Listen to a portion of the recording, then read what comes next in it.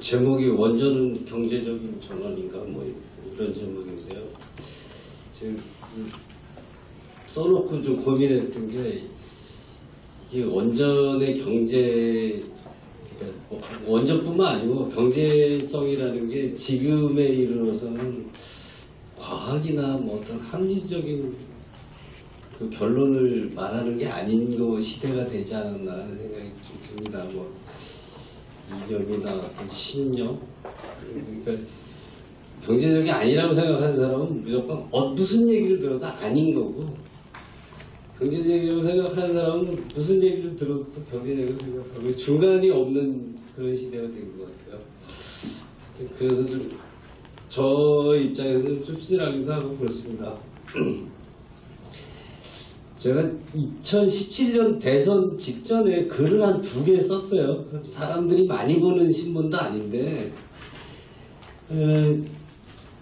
4월 달에 100% 재생에너지 전환, 이때 저 이 글을 쓸 때 아리백 포럼이라는 게 생길지 몰랐어요. 전혀 생각 없이 그냥 쓴 거예요.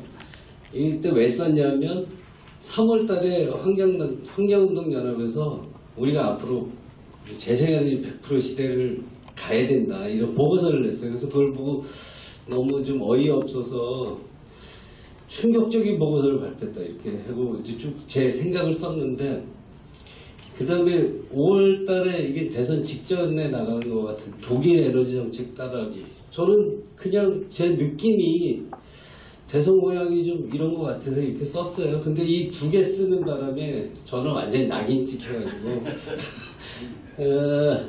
사실 비판만 하지는 않았는데, 그리고 많이 보는 신문도 아닌데 하필이면 이 신문을 환경단체에서 많이 본다고 그러더라고요.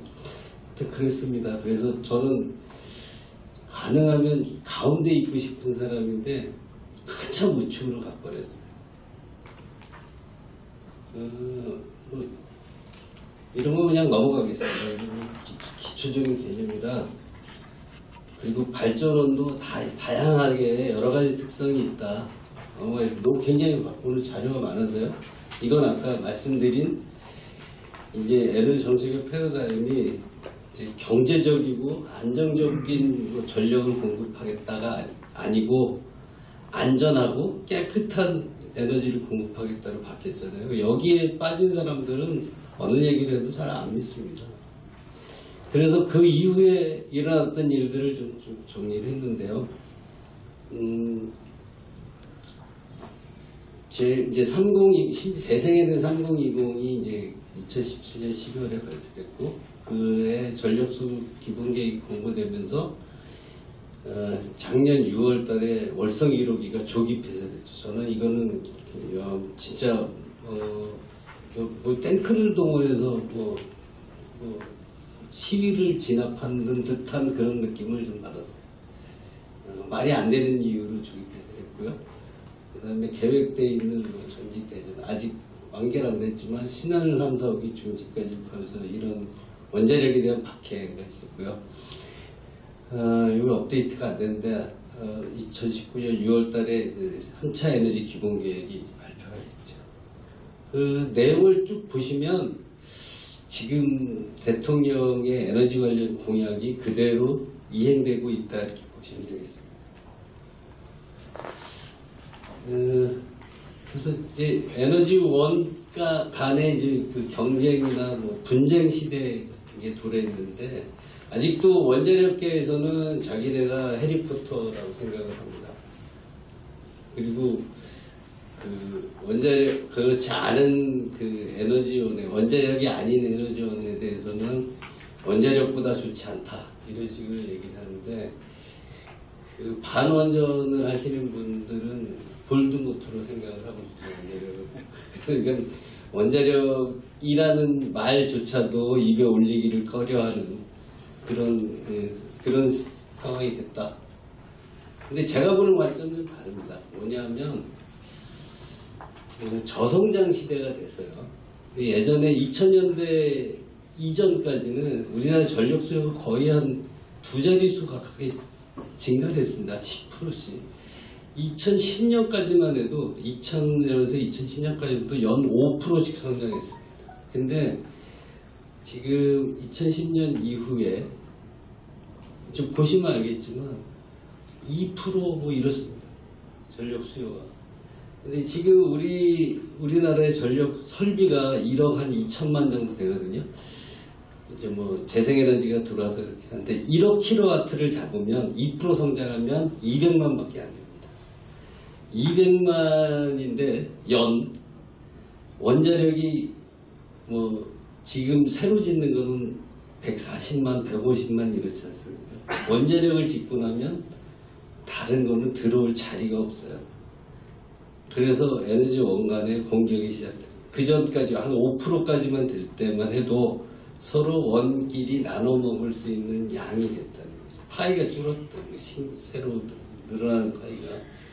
저는 그래서 원자력이 또 공격하기 쉬운 그런 약점도 있고요. 안전성의 문제도 있고 고준위 폐기물 처리 문제도 있고. 그래서 다른 에너지원들이 원자력을 공격하는 게 굉장히 심각합니다. 재생에너지를 말씀드리는 게 아니고요. 주로 이제 제가 이제 이 현장에서 느끼기는 가스 쪽의 공격이 굉장히 심합니다. 원자력은 그래서 앞으로 상당 기간 고립될 수밖에 없다. 저는 그렇게 진단하고 있어요. 그 얘기를 원자력 학회 가서도 하고 원자력 하는 사람들 모임에 가서 하면 굉장히 섭섭해합니다. 그래서 아프다 이런 얘기를 하는데 제가 볼 때는 그 사이 우리나라 원전 산업이 이제 기적이었다고 할 수 있는데요. 여러 가지 있죠. 경제성장이나 양질의 안정적 전력 공급에 기여한 건 물론이고 작년도 23.4%가 원전이 발전했는데 그거를 원자력의 정산 단가가 62.1원인가 그렇고요. 다른 거의 평균 정산 단가가 90몇 원이에요. 그래서 그 차익을 가지고 원자력 발전량으로 곱했더니 그 경제적인 기여도의 어떤 대변수라고 볼 수 있는데 그거를 계산해 봤더니 4.7조 원 정도 나오더라고요. 그러니까 지금도 여전히 기여는 하고 있는 겁니다. 근데 그랬고 UAE 수출도 했고 뭐 NRC DC도 취득을 했죠. 근데 이게 원인이 뭔가를 저는 이렇게 생각합니다. 정부가 주도해서 했기 때문이다. 그래서 이제 이거는 조금 더 자세하게 말씀을 드릴 거고요. 뒤에 이 밑에 그 영화 이렇게 슬라이드 몇 장은 원자력계가 스스로 했던 거는 하나도 없었다라는 거를 얘기하려고. 이거는 그 모건 프리먼이 그 40년간인가 교도 생활하고 나와가지고 화장실 갈 때도 물어보고 갑니다. 근데 화장실 가서 물어보고 화장실 가는 이유가 뭐냐면 허락을 안 받으면 화장실에 가서 일을 못 봐요. 이 사람이. 그래서 혼잣말하고 뭐 이런 겁니다. 저는 이 내용이 굉장히 저한테 와닿아서 이 그림을 했고요. 이거 위에 거 이거는 우리나라 에너지 정책의 역사를 요약해 놓은 거라고 보시면 돼요. 원자력이 한때는 잘 나갈 때도 있었다. 주로 경제성을 보는 거는 비용을 보는 거죠. 비용과 수익 뭐 이런 걸 보는 거죠. 그래서 이제 몇 가지 쓰이는 개념들이 있습니다. 발전 비용이라는 게 원가가 있고 요즘 많이 얘기도 하시는 균등화 발전 비용이 있고 그 다음에 시스템 코스트라는 게 있는데 주로 발전원의 경제성을 얘기할 때는 LCOE라는 균등화 발전 비용을 많이 얘기를 합니다. 발전 원가는 매년 바꾸기도 하고 회사가 어떤 정부 정책을 쓰느냐에 따라서 예를 들어 감가상각이라든지 이런 게 바뀌기 때문에 균등화 발전 비용이라는 걸 많이 써서 전원 간에 비교를 하죠. 이거는 우리만 이렇게 하는 게 아니고 전 세계가 이걸 씁니다. 그래서 발전 비용 계산하는 방식인데요. 정확하게 해놨습니다. 그래서 균등화 발전 비용 그 개념의 핵심은 뭐냐면 미래에 과거에서부터 그러니까 건설 시작 시점에서부터 이 발전소가 종료될 때까지 뭐 원자력 같으면 해체 또는 폐기물 저장까지의 모든 비용을 한 시점에 모으는 겁니다. 그 다음에 생산량, 전기도 한 시점에 모아요. 그래서 전기조차도 할인을 해서 한 시점에 모읍니다. 그래서 전기를 왜 할인하냐 이런 질문은 하지 마십시오. 이게 그냥 찾아보시면 되고요. 미래의 가치가 지금의 가치와 다르다는 거를 인정하시면 할인을 해야 되는 거를 이해하실 수 있습니다. 어쨌든 그래서 여기 보시면 이 부분이 현재까지를 포함한 미래에 발생할 비용을 현재 시점으로 다 모으는 거고요. 그 다음에 미래에 생산될 전력량을 할인해서 현재 시점으로 다 모아서 나눈다. 그런 개념입니다. 좀 복잡하긴 하지만 그런 개념이라고 보시면 핵심은 모든 상품이나 비용이나를 현가화한다는 게 중요합니다. 지금 시점에 본다. 이제 요게 이제 그 정부 또는 환경단체들이 많이 인용하는 DOE EI에서 나온 2017년 LCOE 계산 결과인데요. 빨간 동그라미를 좀 쳐놨습니다. 원자력 이용률을 90%로 전제하고 한 겁니다. 그 다음에 이것 때문에 사실은 한 건 아니고요. 풍력은 41%, 태양광은 25%입니다. 근데 우리는 전제가 조건이 여기만 못해요. 그래서 우리는 태양광이 15%, 14 내지 15%, 풍력은 25%입니다. 그런데 여기는 연료비가 제로잖아요. 그러니까 태양광이나 풍력은 연료비가 안 들잖아요. 그죠? 그러면 고정비밖에 안 듭니다. 아까 LCOE 개념에서 말씀드렸다시피 연료비가 안 들고 발전량 딱 한 숫자로 고정되어 있는데 밑에 분모가 커지면 비용이 작아지겠죠. 그죠? 근데 우리는 이거는 이게 이제 VR이라고 해갖고 뒤에 또 설명이 나오겠지만 이거는 우리가 조작을 할 수가 없는 숫자예요. 자연이 만들어주는 숫자이기 때문에. 근데 이거는 가능하죠. 원자력은. 한때 우리나라 원자력이 전체가 93%의 이용률을 기록한 적도 있고요. 최근 한 4, 5년 동안 미국은 100개의 원자력 발전소의 평균 이용률이 90%가 넘어요. 할 수 있다는 거죠. 근데 작년에 65.8%, 65.9%인가요? 하여튼 무슨 이유에서든 우리나라 원자력 발전소의 이용률이 푹 떨어졌어요. 그래서 그러면 이용률이 떨어졌다는 얘기는 발전량이 푹 줄었다는 거고 위에 분모의 비용은 그대로 있으면 단가는 많이 올라간다. 이런 얘기가 되겠죠.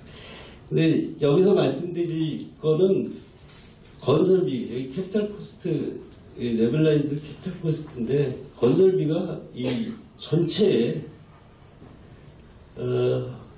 전체 한 80% 정도가 미국에서는 이렇게 보고 있어요. 우리는 이거보다 훨씬 적습니다. 왜 그런지는 아까 정부가 하니까 그렇다라고 말씀드렸는데 그거를 좀 더 말씀드릴게요. 이건 일본에서 2015년에 한 건데요. 환경단체나 그 정부에서 이거는 갖다 쓰지 않대. 일본은 아직도 여기 사고비용, 그러니까 외부 비용까지 포함을 시켰는데도 원자력이 제일 싸다 이렇게 얘기를 하고 있습니다.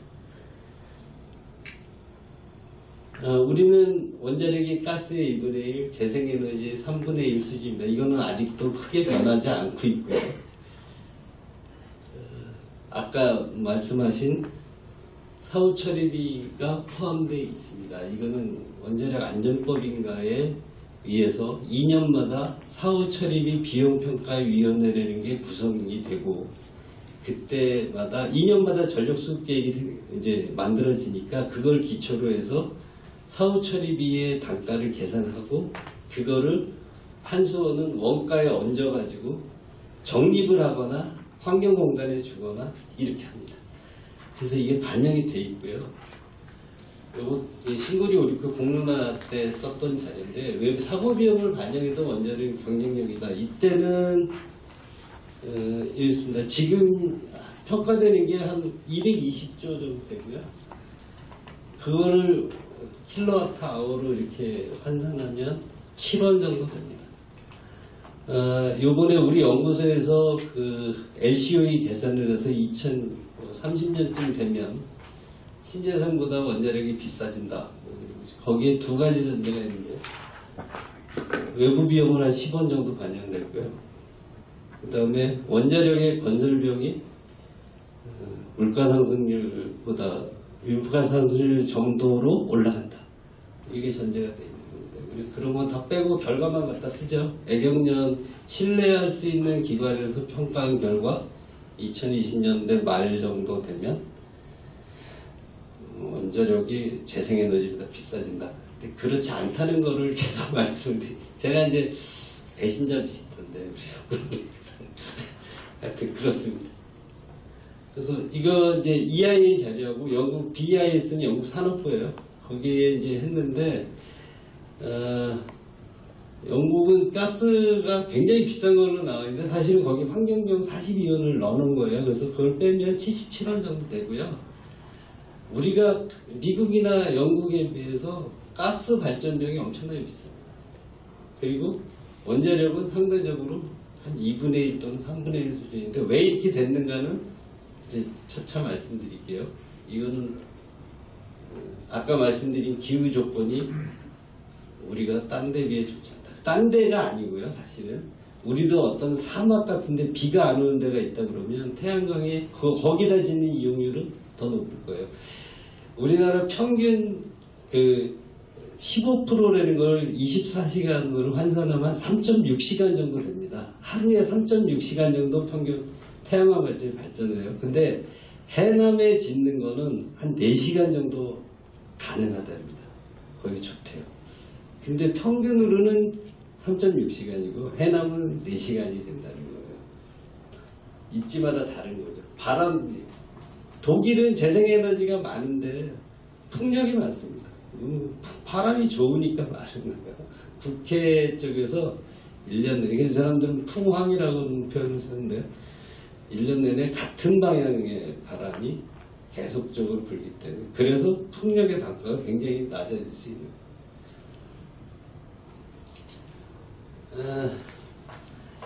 제가 아까 말씀드린 두 가지, 정부가 하는 거에 두 가지 큰 메리트이 뭐냐면요. 자본 조달 코스트.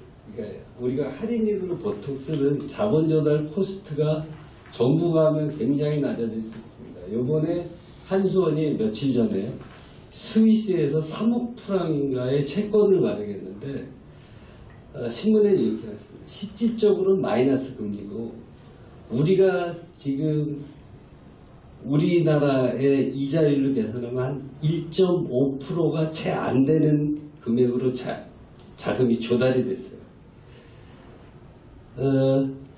영국이나 미국은 원자력 발전소를 민간이 짓습니다.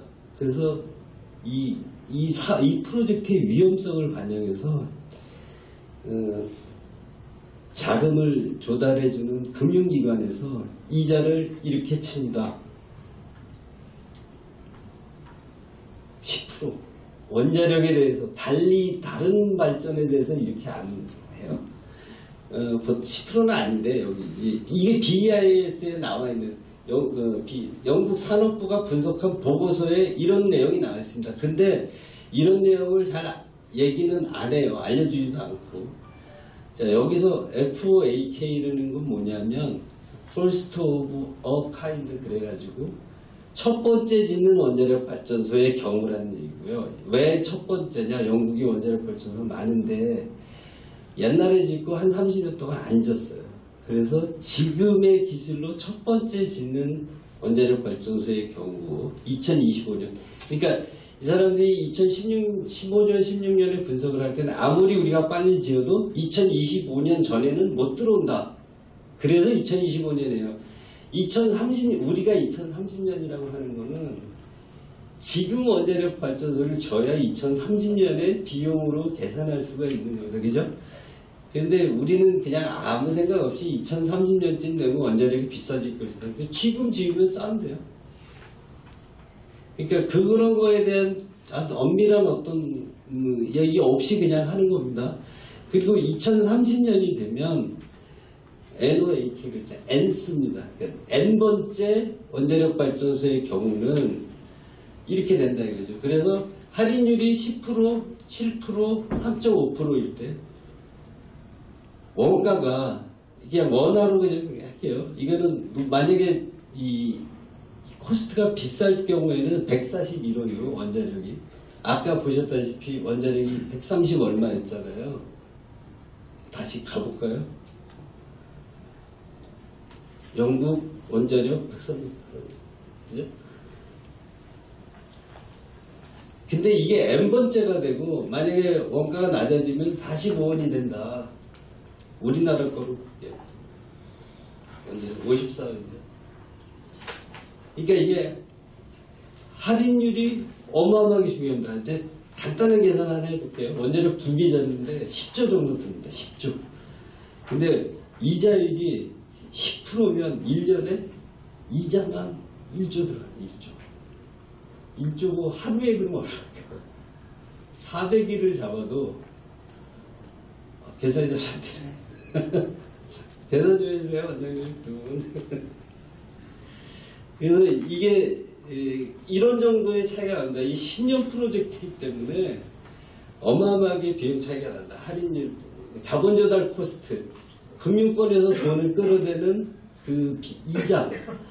근데 한수원은 지금 우리 원자력 안 한다고 하는데도 엊그제 1.5%가 안 되는 돈으로 3억 프랑인가를 3억 프랑입니다. 조달했습니다. 그 다음에 또 하나가 중요한 게 건설 공기죠. 미국의 보글이라는 게 아직 안 지어졌는데 짓다 뭐 쉬었다가 뭐 싸웠다가 막 이러면서 하는 게 있어요. 근데 2009년에 착공했는데 2021년에 22년에 준공 예정입니다. 그럼 몇 년이죠? 하여튼 10한 4, 5년 이 정도 걸려서 지금 하겠다고 목표예요. 또. 여기 13년입니다. 근데 처음에 이게 2200메가짜리인데 처음에 140억 불에 지으려고 했어요. 그 사람들이. 근데 지금 270억 달러 넘을 것이다 이렇게 하고 있어요. 공기가 늘어나면 아까 높은 이자에 1년 공기가 늘어나면 그러니까 만약에 10조라고 그러면 1년 늘어나면 1조씩 늘어나는 겁니다. 적은 돈이 아니죠. 핀란드의 올킬로트 3호기라는 게 있습니다. 이게 똑같은 타입이 프랑스의 플란마블인가에 짓고 있는데 똑같아요. 2005년에 착공해서 2009년에 준공할 예정이었는데 2020년에 준공할 예정이에요. 그래서 15년 정도 지금 예정을 하고 있습니다. 그래서 돈이 32억 유로면 지을 줄 알았어요. 아레바 지멘스에서 짓는 건데 실제 55억 유로 이상으로 추정됩니다. 이래가지고 핀란드하고 프랑스하고 소송이 붙어요. 이게 회사끼리. 그래가지고 금년 초에 이제 합의가 된 게 4.5억 유로를 TV오레는 핀란드 회사에 아레바 지면서 물어주기로 했습니다. 물어주고 이렇게 해서 55억 정도의 지을 겁니다. 그런데 최근에 준공된 게 있습니다. 지금 준공식은 안 했는데 2019년에 벨라루스라는 데서 2,400메가짜리 지었는데 여기는 당초의 예산이 100억 불 정도에 지을 수 있을 것 같다 이렇게 했는데 지금 벨라루스 대통령 얘기로는 한 70억 불에 지을 수 있을 것 같다, 완공될 수 있다 이렇게 얘기합니다. 이거는 보시면 2013년 14년에 착공해서 거의 6년 만에 지금 다 우리나라의 건설 속도가 같아요. 근데 어디서 지었을 것 같으니까 러시아 회사에서 지었어요. 로자톰에서. 그래서 세계적으로 우리와 만약에 그 원자력 발전소 건설을 놓고 경쟁할 수 있는 데는 러시아, 중국, 우리밖에 없어요. 그러니까 서방 세계에서 우리가 떨어져 나가는 거를 굉장히 불안해합니다. 왜냐하면 두 나라 다 옛날에 공산주의 국가였고 이게 핵무기 확산이나 뭐 이런 것과 관련해서 불안해한다고 해요. 저는 뭐 확인해 본 건 아닌데 그렇습니다. 그래서 여기 벨라루스는 이루기가 쉬운 전중입니다. 실제 팩트입니다. 요거는 그냥 넘어갈게요. 레이스라는 게 또 나와가지고 사람들 많이 머리를 혼란시켰는데 넘어가겠습니다. 이게 너무 복잡해요. 에너지 전환, 이거는 로드맵을 한 장으로 요약을 한 거고요. 이런 게 있습니다. 근데 저는 이거를 볼 때마다 이렇게 이게 누구의 입인 것 같고 원자력이 이 안으로 자꾸 들어가는 것 같다는 생각이 듭니다. 하여튼 태양광을 많이 늘리는데, 태양광하고 풍력을 많이 늘리는데, 실제로는 굉장히 많이 져야 되는 거죠. 몇 시간 못 도는 것 때문에. 그리고 3차 예비군이 발표가 됐죠. 두 가지밖에 없어요. 제가 꼼꼼하게 봤는데, 하나는 에너지 수요는 더 이상 늘어나지 않는다. 그리고 또 하나는 2040년에 재생에너지 발전 비중을 30 내지 35%로 한다. 그러니까 3020, 뭐 4030 뭐 이렇게 되겠죠. 이렇게 한다. 그리고 나머지는 없어요. 이건 뭐 석탄은 과감히 축소하고. 근데 이렇게 하면 물론 뭐 환경이나 안전 측면에서 지속 가능한 성장하고 국민의 삶의 질이 제고될지는 모르겠는데, 그거를 뺀 나머지 부분에 과연 지속 가능 성장이 될 것이냐 하는 거는 여전히 의문부를 꼬리로 달고 있죠. 좀 더 구체적으로 볼까요? 이게 이제 8차 전력수급 계획입니다. 그리고 3차 예기분의 2030년 전력수요예요. 8차 예기분의 2030년 전력수요보다 조금 낮아질 것이다 라고 예측을 하고 있고요. 심지어 2040년이 돼도 8차 전력수급 계획의 2030년 수요보다도 조금 낮은 거로 예측을 했습니다. 이게 인위적인 거냐 아니냐는 거를 증명할 수는 없어요. 미래니까. 근데 실제로 7차 전력수급 계획보다는 2030년 기준으로요. 8차 전력수급 계획이 11%를 감소시켰는데, 이제 이게 이렇습니다. 이게 2012년부터 수요 예측한 결과거든요. 2027년, 30년. 이게 마지막 연도이기 때문에 그런데, 보면 이렇게 돼 있고 갑자기 이렇게 스텝 다운 해가지고 이렇게 되는데, 이 사이에 2017년이 있다. 그죠? 정권이 바뀌면 결론, 여기서 수요 예측에서의 결론, 정권이 바뀌면 전력 수요가 안 된다. 이겁니다. 전력수요가 부진하다. 근데 재생에너지를 자꾸만 늘리는 거잖아요. 이거는 미국 서부의 케이스인데, 원래 전력 수요 패턴은 이 시간대별로 요렇게 생깁니다. 이렇게. 근데 요 빨간색하고 주황색까지가 이제 솔라고요. 그 다음에 요게 이제 윈드인데, 그래서 실제로 이제 급전하는 전원들이 맞이하게 되는 부하는 이렇게 되는 거죠. 그래서 이게 무슨 의미를 갖는지는 뭐 거기까지는 아실 필요 없을 것 같긴 하지만, 어쨌든 시스템의 운영이 굉장히 쉽지 않아진다, 그런 얘기를 드리려고 하는 거고요. 이건 제가 2040년을 가지고 해본 겁니다. 2040년에 이게 8,760개의 점을 연결한 거고요. 그 다음에 시간대별 태양광 풍력의 발전량은 이래요. 거의 0일 때도 있으니까. 그래서 요거에서 요걸 뺀 게 이거예요. 그러니까 요런 시스템 부하를 공급하기 위해서 수급 계획을 짜거나 시스템을 운영하는 SO, 그러니까 지금 전력거래소가 하는, 쉽지요, 이거는. 근데 이런 부하 패턴을 감당하려면 쉽지 않습니다. 굉장히 어렵고요. 돈도 많이 듭니다. 그래서 이렇게 이제 급변동하는데, 요래요. 여기 2016년에 이제 실적치고요. 이건 거의 뭐 미미해요. 있으나 없으나. 2030년에 재생에너지, 태양광 풍력이 20%가 될 때의 시간대별, 어느 하루에 시간대별 발전량입니다. 태양광 풍력에. 요거는 2040년에 됩니다. 요걸 뒤집으면 요렇게 됩니다. 요렇게 되면 어떻게 되냐면, 심지어 태양광 풍력만의 발전량이 수요를 초과하는 시간대가 발생하는 날이 있어요. 일요일 같은 때 전력 수요가 좀 많이 이제 감소되는 시기에 태양광이 많이 발전하기 때문에 이때는 버리거나 아니면 요즘 불 자주 나는 ESS에 저장하거나 아니면 최근에 입지가 3군데 확정된 양수발전에 양수의 물을 끌어올리는데 이 동력을 이용하거나 뭐 이렇게 한다는 거죠. 이렇게 된다는 건 아니고. 여기 보면 이거 3차 예비군 발표 자료에서 따온 건데요. 출력 제한 비율 1시간 방송선 기준으로 35%가 되면 11%를 버려야 된답니다. 이게 맞는지 모르겠어요. 제대로 분석을 하는 건데요. 그러니까 태양광 풍력 발전량의 11%가 커테일 되거나 아니면 ESS, 양수 동력 뭐 이런 쪽으로 써줘야 된다는 거고 30%면 4.4%. 이게 한 5%포인트 증가시키는데 이 양은 급속히 늘어나죠. 이게 이런 것 때문에 그런데요. 요거는 캘리포니아 ISO에서 그린 건데 얘네는 2024년인가 그런다.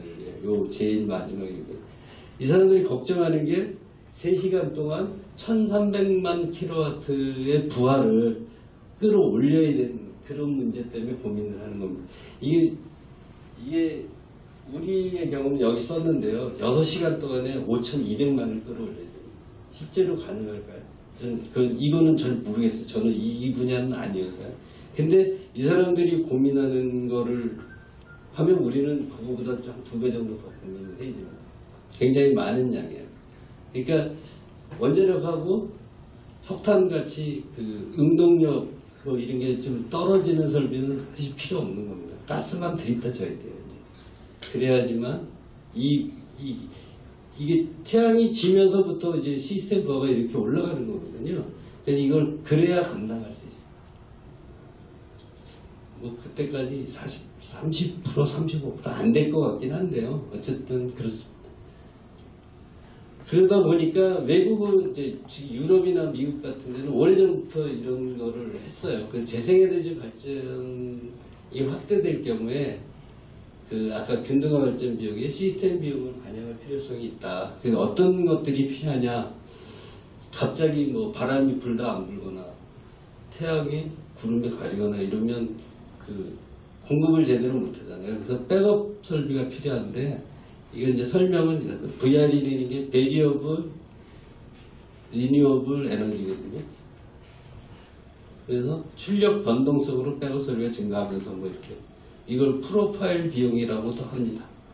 그다음 밸런싱이라는 게 금방 말씀드린 순동 예비력을 어려운 하여튼 그 발전소가 돌고 있다가 이렇게 출력을 더 높였다 낮췄다 뭐 이렇게 할 수 있는 능력을 순동 예비력이라고 이해하시면 되는데 이걸 더 확보해야 되고요.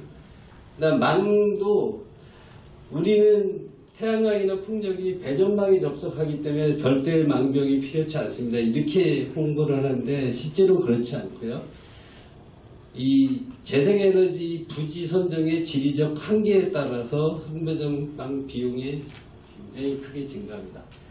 독일이 아까 그 풍력이 많다 그랬잖아요. 풍력 자원이 북쪽에 많거든요. 북해에서 불어오는 바람이 북쪽과 동쪽에 많다 그래요. 풍력 자원이. 근데 독일의 경우는 전력 수요는 남쪽과 서쪽, 프랑스 쪽에 수요가 많이 몰려 있습니다. 그래서 북쪽에서부터 남쪽으로 선로를 깔아야 되는데 그게 어떤 자리에 보면 3,000km라고 그러고 어떤 자리에 보면 7,000km라고 하는데 10%도 아직 안 됐고요.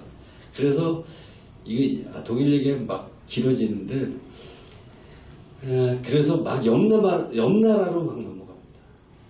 이 교류로 연결이 돼 있기 때문에 옆나라로 전기가 막 넘어가요. 그래서 독일이 재생에너지가 늘어나면서 수출이 늘어났다는 얘기는 그 얘기입니다. 막 넘어가고요. 그 자기네 발전병보다도 훨씬 싼 가격이거나 어떤 경우에는 돈을 얹어서 넘어가요. 돈을 줘서 넘어가요. 근데 그 계통이 좀 크고 그런 데는 괜찮아요. 그 이쪽에 그 더 동쪽에 있는 체코하고 폴란드는 독일에서 넘어오는 전기 때문에 아주 골머리를 차단기를 붙이겠다. 그러고 앉아있습니다. 어쨌든 그래서 사실은 우리 경우도 새만금에 뭐 청정도를 깐다는 거 아니에요? 그 정도 한 4기가 정도 되면 깔아야 된다는 거예요. 3기가인가요? 깔아야 된다는 거고요. 그 다음에 접속비용, 이거는 우리의 시장운영 규칙에 의하면 접속비용까지는 발전사업자가 부담하게 되어 있습니다. 그래서 요거는 별도로 고려할 필요는 없는데, 어쨌든 이런 것들을 고려해야 된다는 거고, 이 자료에 보면 한국도 누가 자료를 내서 계산을 해놨는데, 이건 뭐 전혀 믿을 수가 없는 자료여서 제가 이건 쓰지 않습니다. 금년 초에 OECD NEA에서 이런 자료가 나왔습니다. 그래서 재생에너지 비율이 10%, 30%, 50%, 75%. 근데 여기 빨간 줄 쳐놨는데요. 재생에너지가 30% 비중이 되면 이러한 개통 접속 비용이 갑자기 많이 늘어나서, 아까 왜 비율대로 안 늘어나고 지수적으로 늘어난다고 그랬잖아요. 여기서 보면 메가와트 아워당 17.5불이라고 평가를 하고 있습니다.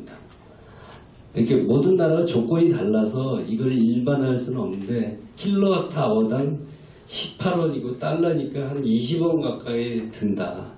그런 얘기고요. 우리는 개통이 연계가 안 돼 있고 수력도 비중이 작고 그 다음에 원자력도 많고 이렇게 경직전원도 많고 하기 때문에 이거보다 저는 더 들을 것 같긴 해요. 근데 모르겠습니다. 그리고 만약에 50%가 되면 메가와트당 30불 이렇게 좀 늘어날 거다. 신났죠, 뭐 다들.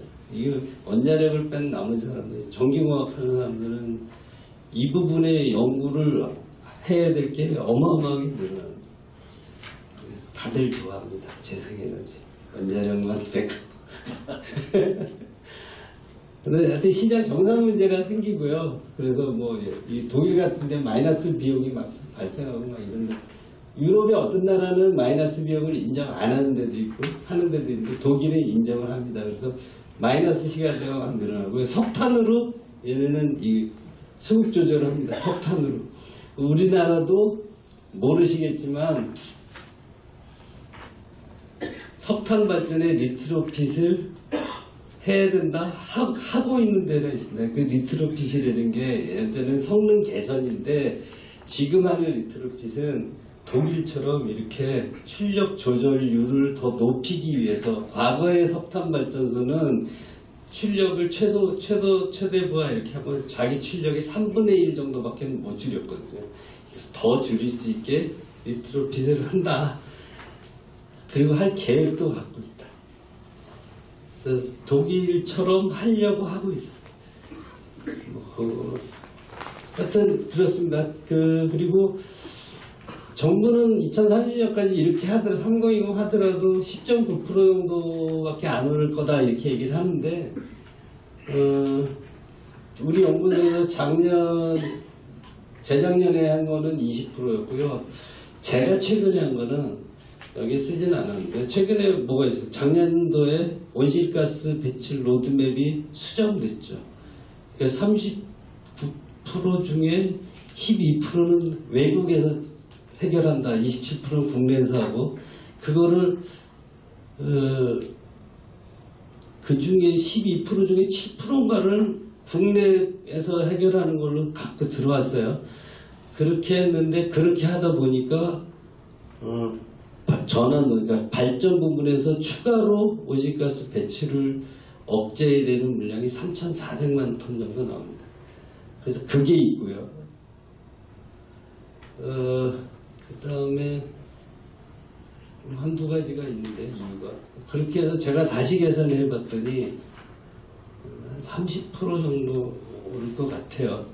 근데 그거는 아직 이제 덜 익어서 발표를 지금 아직 안 하고 있는데, 조금 더 고민하고 정리해서 발표를 할까 하는 생각이 있습니다. 전기요금이 오르면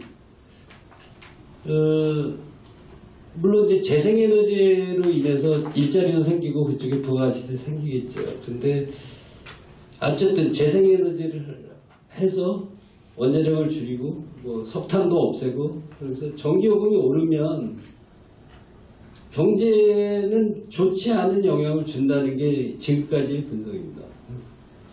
이거는 뭐 이것도 검증된 게 아니어서. 독일 사람들은 아직도 재생에너지 많이 하면 경제에 도움이 된다고 믿는 일반인들이 많대요. 잘 모르겠어요. 근데 우리는 분석하면 이렇게 나온답니다. 어쨌거나 지금까지 말씀드린 거에서도 질문이 굉장히 많겠지만 온갖 원자력이 이슈가 되니까 모든 문제가 다 하여튼 날만 저희 제목을 좀 진중하지 못하게 쓰긴 했는데 날만 새면 팩트체크 중이다. 모든 것이 탈원전 때문이다. 탈원전 때문이 아니다. 그 요번에 뭐 UAE 정비 계약이 뭐 만족스럽지 않다는 것도 탈원전 때문이다. 이쪽에서 얘기했고 저쪽에서는 탈원전 때문이 아니다. 이러고 그것뿐만 아니고 뭐 하여튼 모든 게 다 뭐 한전의 적자, 뭐 미세먼지, 네? 고성산불까지는 너무 나갔고 모든 것이 기승전 원자력이에요. 전부 다 이쪽이나 저쪽이나. 그래서 좀 안 그랬으면 좋겠는데 심지어 팩트 체크를 하는 언론도 팩트 체크를 좀 다녀야 될 상황도 있어요. 제가 볼 때는 거짓말하면서 팩트 체크라고 하는 게 있어요. 근데 다른 나라들은 그렇게 안 합니다. 이제 우리하고 독일만 탈원전이지 다른 나라들은 탈 CO2예요. 그래서 어디를 먼저 줄일 거냐. 그래서 영국, 프랑스 전부 다 석탄을 먼저 죽입니다. 왜냐하면 CO2 때문에 걔네는 심각해요. 그게. 우리는 별로 CO2 심각하게 내가 안 하는데 유럽이나 미국에서 좀 심각한 것 같고요. 그래서 미국, 영국, 뭐 중국, 일본 다 원자력을 어느 정도 가져가야 된다는 얘기들을 쭉 하고 있고요. 심지어 탈원전을 선언했던 스웨덴은 원아웃 원인 뭐 이렇게 원자력계에서 쓰는 말인데 하나 죽으면 하나 들어오는 그런 신기건설 정책을 쓰고 있습니다. 이게 일본 사례인데 우리가 일본이랑 에너지 환경이 비슷해서 썼는데 저는 그렇다고 저 친일파로 생각하지 마시고요. 여러분 에너지 정책이 그래도 괜찮은 것 같습니다. 우리랑 많이 유사하고요. 일본보다도 우리가 더 못한 게 일본은 그래도 우리보다 수력이 많습니다. 우린 이렇게 되진 않아요. 이렇게 균형이 중요하다 뭐 이런 얘기고요.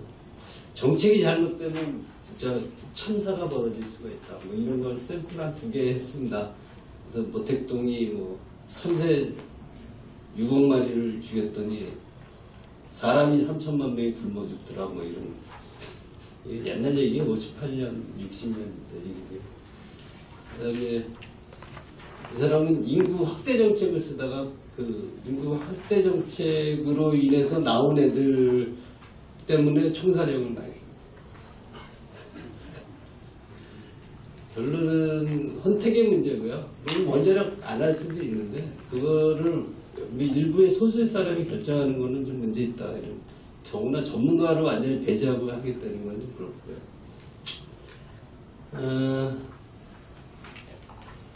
여기서 이제 탈원전 탈석탄을 해서 생기는 부작용은 에너지 안보하고 경제적 손실은 어쩔 수 피할 수 없다. 그런 얘기입니다. 파도 영향이 너무 막대하다. 끝내라고 전화하시는 전화가. 이게 예전에 우리 2차 석유파동 때 아까 그 그림 기억나시는지 모르겠는데 중유 발전이 설비 기준으로 한 80% 되고 70% 되고요. 발전 비중으로 한 80% 되던 시절이 있었습니다. 그때 2차 오일 쇼크가 나서 석유가가 3배가 됐어요. 9불에서 29불로. 3배가 떴을 때 우리 전기요금은 3배, 3.6배 정도 뛰었습니다. 기억이 22원에서 74원인가 하는 때였어요. 그때 기록을 한번 찾아보십시오. 79년, 80년, 81년, 82년. 우리나라 한전에서 옛날에 우리 전기요금 잘한다고 82년을 시작 연도로 해서 전기요금 내려간 그래프를 많이 보셨어요. 왜 그랬냐면 82년까지 어마어마하게 올렸거든요. 그 다음부터 떨어집니다. 그때 그게 왜 그랬냐면 석유파동이 일어나서 전기요금을 어마어마하게 올렸고요. 기억하시는지 모르겠는데 78년에 고리 1호기가 준공했고 82년부터 고리 2호기, 그 다음 삼천포 화력, 그리고 석탄 이런 것들이 들어옵니다. 그래서 그때부터 발전 비용이 쭉 떨어져요.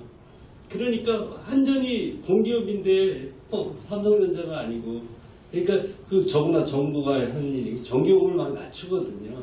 그래서 이렇게 그때 하나의 전원에 의존하면서 생기는 부작용이 이런 게 있을 수 있다. 근데 제가 생각할 때 신재생에 만약에 아리백들로 가면 정말 위험합니다.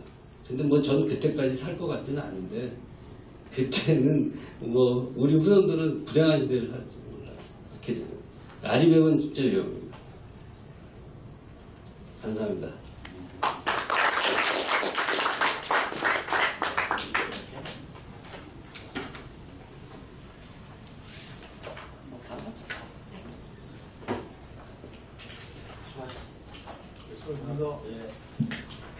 그럼 잠시 장내 정비를 한 뒤에 바로 패널 토론을 진행하도록 하겠습니다.